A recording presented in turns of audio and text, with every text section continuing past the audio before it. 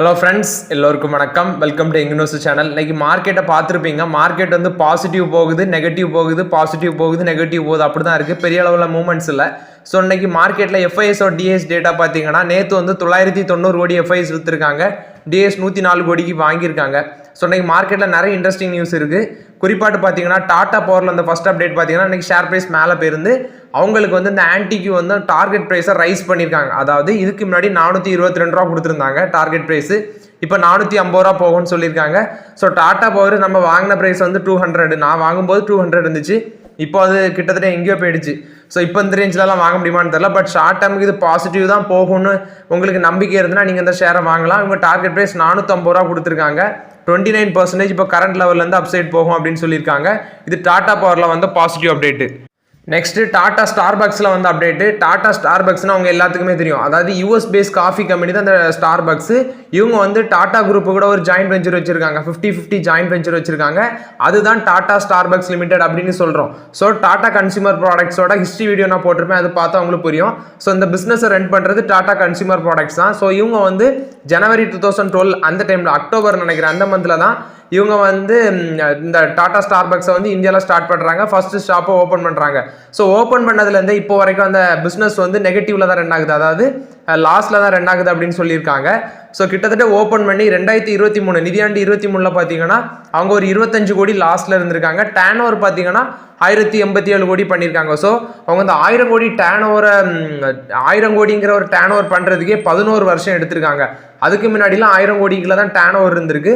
So நிதியாண்டு 23 தான் அவங்களோட எபிட்டா, அதாவது earnings before interest tax depreciation amortisation, இந்த இன்கம் வந்து எபிட்டாங்கிறது வந்து பாசிட்டிவ்ல நிதியாண்டு 23 தான் இருந்திருக்கு. நிதியாண்டு 23 25 கோடி லாஸ்ட்ல தான் இருக்காங்க. ஸோ இப்போ இவங்க டார்கெட் என்ன ஃபிக்ஸ் பண்ணியிருக்காங்கன்னா நெக்ஸ்ட் 4 இயர்ஸ்ல வந்து 1000 ஸ்டோர்ஸ் அந்த டார்கெட்டை அச்சீவ் பண்ணணும் அப்படின்னு சொல்லியிருக்காங்க. ஸோ இப்போ இவங்க கைவசம் 390 ஸ்டோர் இருக்குது. ஸோ இதை டார்கெட் அச்சீவ் பண்ணணும்னா 150 ஸ்டோர் ஒரு வருஷத்துக்கு ஓப்பன் பண்ணணும். ஸோ அப்படி ஓப்பன் பண்ணணும்னா 3 நாளுக்கு ஒருக்கா ஒரு கடையை திறக்கணும். இது டாடா ஸ்டார்பக்ஸில் சொல்லியிருக்காங்க. இப்படி இது டாடா ஸ்டார்பக்ஸில் வந்து ஒரு positive update. Next Tata consumer products வந்து டாடா காஃபியும் மெர்ஜர் ஆக போகிறாங்க. அது உங்களுக்கு எல்லாத்துக்குமே தெரியும். ஸோ டாடா காஃபியை வந்து இனி ஷேர் மார்க்கெட்டில் லிஸ்ட்டாக இருக்காது. ஸோ அவங்க வந்து BSE 500, BSE 250 small cap, BSE 400 mid small cap, இப்படிப்பட்ட இண்டெக்ஸ்லலாம் இந்த டாடா காஃபி லிஸ்ட்டாக இருந்தாங்க. ஸோ இப்போ அதுலேருந்து வெளியே வந்துருவாங்க அப்படின்னு சொல்லியிருக்காங்க. ஜனவரி 15 வெளியே வந்துருவாங்க.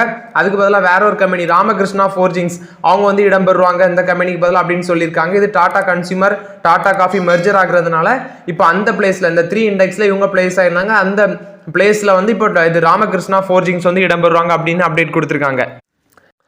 நெக்ஸ்ட்டு மணப்புரம் ஃபினான்ஸ் கீழே விழுந்திருந்து எல்லாரும் கொஞ்சம் அதிர்ச்சியாக இருப்பீங்க. அதிர்ச்சி ஆகாதீங்க, அது ஒரு நமக்கு ஒரு பையிங் ஆப்பர்ச்சுனிட்டி வாய்ப்பு தான் கொடுக்குதுன்னு நினச்சிக்கோங்க.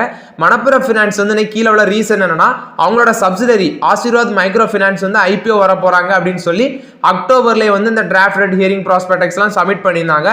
ஸோ அது வந்து அக்டோபர்லேயே சப்மிட் பண்ண போகிறீங்க. செபி வந்து அவங்களோட IPO லிஸ்டிங்கை ஹோல்ட் பண்ணி வச்சிருக்காங்க. அது ஒரு நெகட்டிவ் நியூஸாக வச்சு தான் அன்னைக்கு மார்க்கெட்டில் அடிச்சிருக்காங்க. ஸோ மணப்புரம் ஃபினான்ஸ் பார்த்தீங்கன்னா 71% ஸ்டேக் வந்து இந்த ஆசீர்வாத் மைக்ரோ ஃபினான்ஸ் 2015 அந்த ரேஞ்சில் அந்த டைமில் வச்சுருந்தாங்க. ஸோ அதை வந்து அவங்க இன்க்ரீஸ் பண்ணி 95% ஸ்டேக் வந்து 2022 அந்த ஆசீர்வாத் மைக்ரோ ஃபினான்ஸில் மணப்புரம் ஃபினான்ஸ் வச்சுருந்தாங்க. So majority of the stake வந்து மணப்புரம் ஃபினான்ஸ் கையில் இருக்கிறதுனால இவங்களோட சப்சிடரி ஒன் ஆஃப் த சப்சிடரியும் கூட. ஸோ அவங்களோட IPO வந்து இது ஹோல்டில் இருக்கிறதுனால அக்டோபர்லேயே நான் சொன்ன மாதிரி டிராஃப்ட் ரெட் ஹியரிங் ப்ராஸ்பெக்ட்ஸ்லாம் சப்மிட் பண்ணிட்டாங்க. ஹோல்டில் இருக்கிறதுனால அது ஒரு நெகட்டிவ் நியூஸாக வச்சு நீங்கள் மணப்புரம் ஃபினான்ஸை அடிச்சிருக்காங்க. ஸோ மணப்புரம் ஃபினான்ஸ் வந்து நம்மளுக்கு ஒரு நல்ல பையிங் ஆப்பர்ச்சுனிட்டி தான் கொடுக்குது. கீழே விழ இந்த ஷேரை பிக் பண்ணலாம். ப்ரைஸ் டு earnings 9 அந்த ரேஞ்சில் தான் இருக்குது. ஸோ இது மணப்புரம் ஃபினான்ஸில் வந்து அப்டேட்டு. நெக்ஸ்ட்டு முத்தூட் ஃபின்கார்ப், அந்த முத்தூட் ஃபினான்ஸும் அன்னைக்கு வந்து கீழே தான் விழுந்திருந்தாங்க. ஸோ அதுலேயும் உங்கள் ஃபோக்கஸை திருப்புங்க. நான் அன்னைக்கு உங்களுக்கு அப்டேட் கொடுத்துருந்தேன், அதை விட அன்னைக்கு கீழே விழுந்திருக்கு.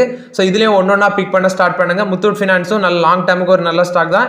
ஏன்னா நான் பேங்கிங் ஃபினான்ஷியல் கம்பெனியில் மணப்புரம் ஃபினான்ஸும் முத்தூட் ஃபினான்ஸும் ஒரு நல்ல கம்பெனின்னு சொல்லலாம். நெக்ஸ்ட்டு அதானி குரூப்பில் வந்து அப்டேட்டு. இவங்க வந்து 2 லட்சம் கோடி வந்து இந்த குஜராத்தில் இப்போ நம்ம தமிழ்நாட்டில் நடந்தில்ல குளோபல் இன்வெஸ்டர்ஸ் மீட் முதலீட்டாளர் மாநாடு நடந்தில்ல, அதே மாதிரி குஜராத்தில் குஜராத் குளோபல் சமிட் நடக்குது. குஜராத் குளோபல் சமிட் அப்படி நடக்குது. ஸோ அதில் வந்து அதானி குரூப் 2 லட்சம் கோடி வந்து இன்வெஸ்ட்மெண்ட் பண்ண போகிறாங்க நெக்ஸ்ட் 5 இயர்ஸில். இது மூலமாட்டு 1 லட்சம் ஜாப் உருவாகும் அப்படின்னு சொல்லியிருக்காங்க. இது அதானி குழுமத்தில் வந்து ஒரு positive update. Next Adani energy சொல்யூஷன்ஸ்ல வந்து அப்டேட் என்னன்னா, இந்தியாவில் ஏர்டெல் பிசினஸ் இருக்காங்களா, இவங்க வந்து டெலிகாம் இண்டஸ்ட்ரீஸ்ல இருக்காங்க.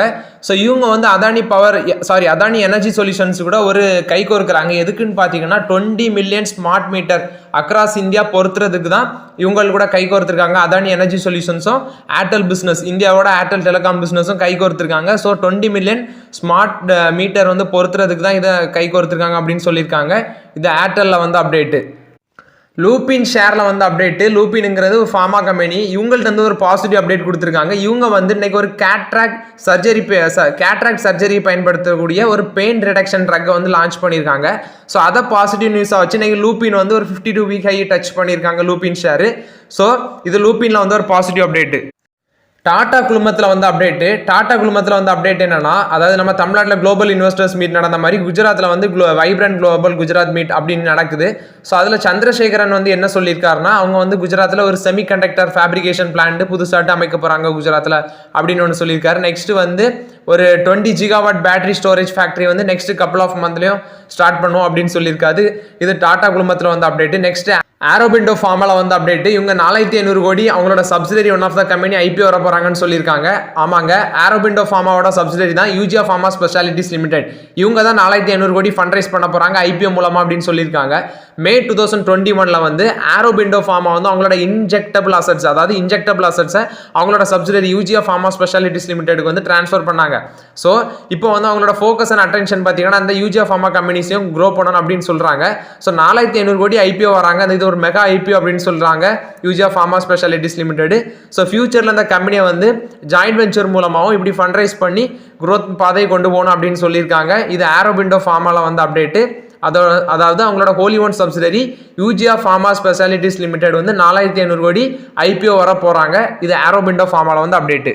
ஜோனி மெர்ஜரு நான் நிறைய நியூஸ் சொல்லியிருப்பேன். ஸோ இப்போ அதில் வந்து அப்டேட் என்னன்னா, அந்த பேச்சுவார்த்தை வந்து ஜனவரி 20 வரை நடக்கும் அப்படின்னு சொல்லியிருக்காங்க. ஜோனியோ என்டர்டைன்மெண்ட்டும் மெர்ஜர் ஆகுறதுக்கு பலகட்ட பேச்சுவார்த்தை நடந்துட்டு இருக்கு. ஸோ அதில் சில கேசஸும் இவங்க மேலே ஃபைல் ஆயிருக்கு. ஸோ அதனால அந்த மெர்ஜர் குறித்தான பேச்சுவார்த்தை வந்து ஜனவரி 20 வரைக்கும் நடக்கும் அப்படிங்கிற ஒரு நியூஸ் வந்திருக்கு. இது ஜோனி என்டர்டைன்மெண்ட் அந்த மெர்ஜர் குறித்தான அப்டேட்டு.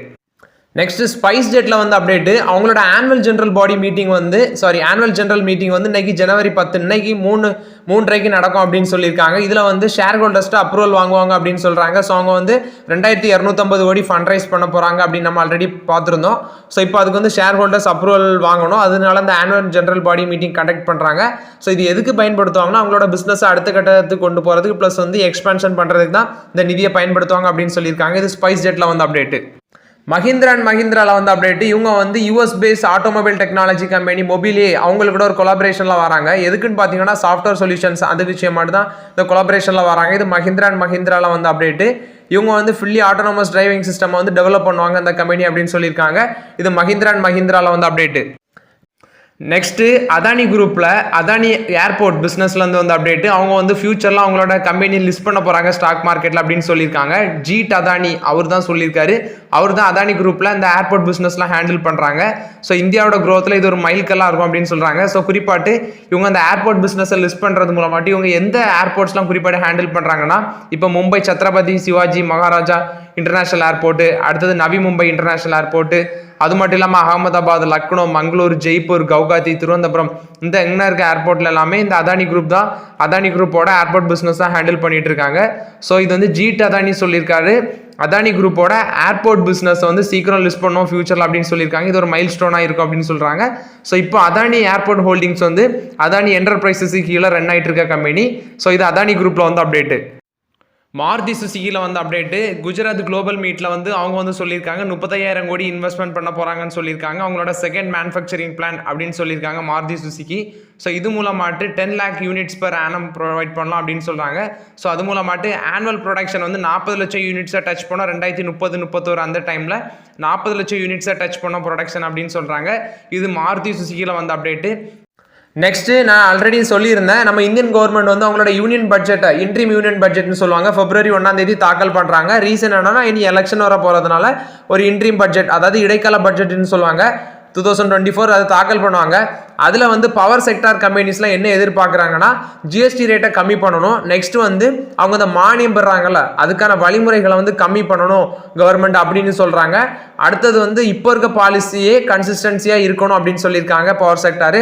இது வந்து பவர் செக்டாரில் வந்து அப்டேட்டு.